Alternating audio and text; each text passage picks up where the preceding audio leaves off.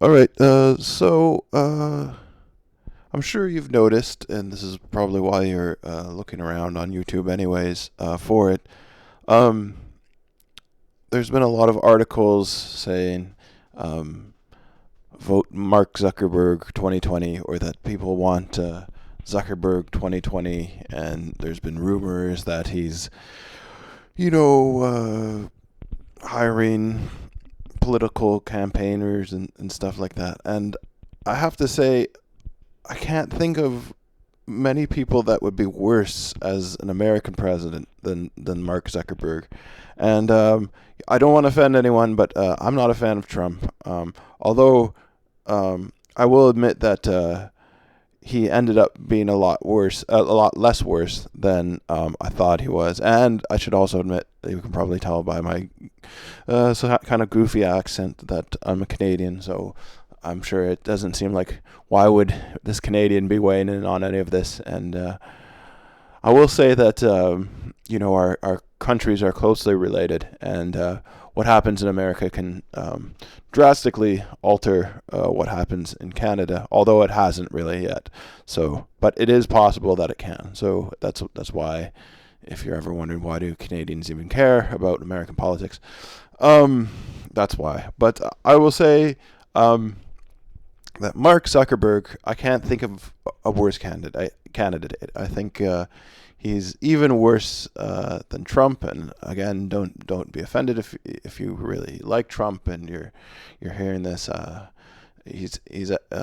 will at least say that he's changed my mind a little bit. Like I don't. I'm ambivalent to Trump. Let's say I'm ambivalent to Trump.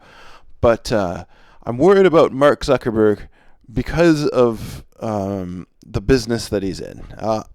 I have a very large skepticism, I guess you could call it, of Facebook. I don't like Facebook.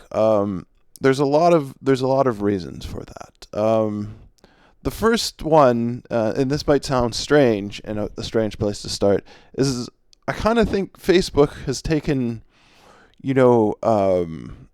our friendship, what was a very sincere thing, and then turned it into something else, like a monetized, like it's turned into pictures of friendship or like trading cards of friendship, and it all of a sudden it has a quantitative value. Your friends are sort of ranked, like for example.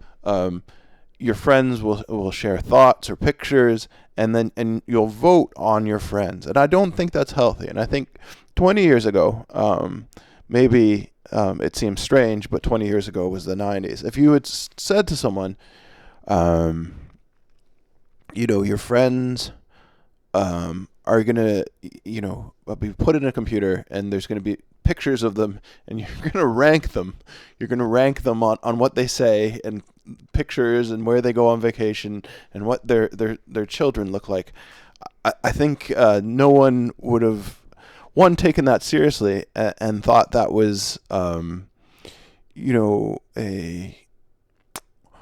let's say, morally conscionable. I don't know. They would have thought it was reprehensible or terrible, a terrible thing to say, like to do, a terrible activity. Because I think when you think of friendship, right, you don't think of your friends as monetized or valued. They all have their different reasons, right? You have your different reasons for knowing a person and liking a person and interacting with a person and keeping in contact with them, right? And you do rank them based on how close of friends they are. But if you look at Facebook, the friends are ranked more on how popular they are, right? Your most popular friends are ranked higher. And so and so I think that's a really strange dynamic. And I think whoever thought of this, right? Whoever came up with these ideas, they're very popular and a lot of people are going along with it. But I think there's like something fundamentally um,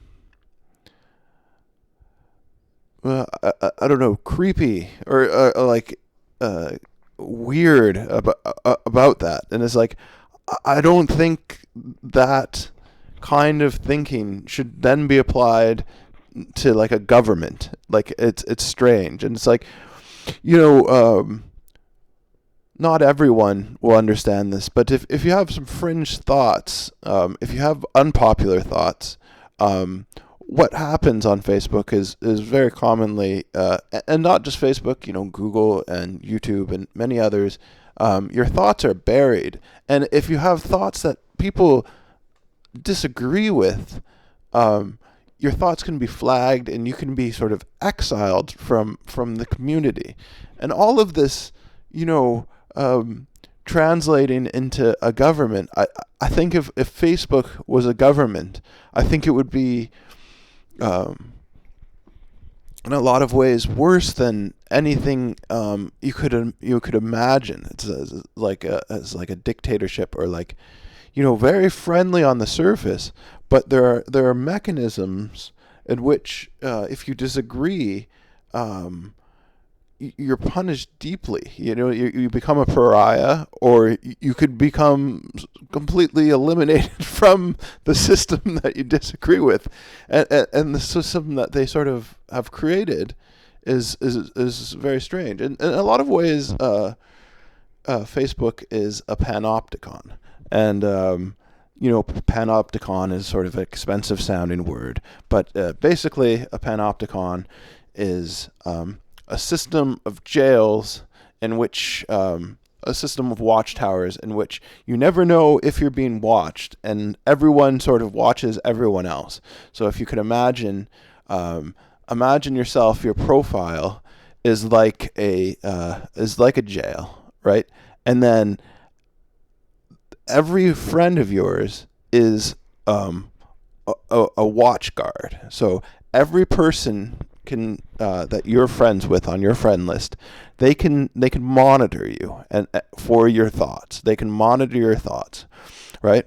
So then, but you don't know who is watching at any one time, and that's exactly how a panopticon works. So in a panopticon, it's used in some prisons. So you're in a cell, you're in a circular cell, and you don't know when a guard is watching you or when a guard is not watching you. And that is the same if you transfer it over to your profile. That's exactly what's happening. You're sitting in your little virtual room, and you don't know when someone is watching you and when someone is not watching you.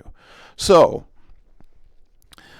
in this way, it's like a panopticon. So you can have thoughts and you can go about your way, but at some point you can have a thought that disagrees with any one of the people that's watching, and then they can flag you, and you don't know who flagged you. You don't know who was who has a beef with you, and then they hit a flag, and then it's sent to another sort of guard or something that you don't know who it is, and then they have the power to sort of exile you or eliminate you or anything like that, right? So the reason for making a panopticon is that it was considered, or still is considered, the best way to sort of police a culture, or like a police a prison system, because it's so effective, because you don't know when you're being watched and when you're not. And if you study the panopticon, the idea is that people will overcompensate to sort of be obedient, and so that's in itself, a lot of people would say, okay, well, that's good. That's like, we have an obedient society, and no one's breaking laws, and it's good. But say, what happens is that the person in charge then, has malicious intentions. So, say what you believe to be good, right, turns into what a group believes to be evil. So, say you believe in free speech, and then Mark Zuckerberg comes along as the president, and he's created sort of a Facebook-like government where it's a panopticon, and he says there are some kinds of free speech that are not allowed, right? And then you go, okay, well, I still believe in that free speech because I believe that free speech is inalienable, and then you're sort of you're monitored for that free speech in a panopticon sort of system, and then you're exiled or eliminated from that system because of it. And I'm not saying this is what Mark Zuckerberg would do. I'm just saying this is what Mark Zuckerberg has already built. This is like when he was given control of a large society of human beings. This is the infrastructure that he created, right? So he created a monetization of your friends, and a simulation of in which they were turned into trading cards or money, and then he created a panopticon, a security infrastructure that allows people to monitor each other anonymously. And so that's sort of those are the main reasons. Or take superstition is a very powerful thing. So you have a leader that creates a panopticon system, and then you can see that what emerges from a society sometimes be very irrational. Look at witch burning. So maybe there's something that somehow people get agitated, and then there's a new kind of witch. Maybe I don't know, someone wears their makeup strange or something like that, wears lots of makeup, and then they become the new witch of society. And it's like, if you create something like a Facebook where the majority rules and the mob says, okay, that is an unacceptable thing, and even though it would seem arbitrary, that's why it's sort of a dangerous sort of system that I don't know, I guess I was trailing off here a little bit, but Google and Facebook, they're sort of the same kind of strange rule by a algorithm sort of influenced mob. So I don't know. That's when I look at Mark Zuckerberg and Facebook. I look at the saddest, sort of most miserable system that anyone could ever create. And it's I used it for a while, and that doesn't even get into, and I'm running out of time because I don't own a cell phone, so I can't verify that my account to make longer videos. But that doesn't even get into the fact that there's evidence that Facebook and Google and others use psychological tricks to keep you as addicted to Facebook as possible, by using very specific operant conditioning and stuff like that. And that might sound strange, but that's what they use, and design tricks to keep you addicted to Facebook, right? Again, that to me is like a strike against someone who should be president. And I think the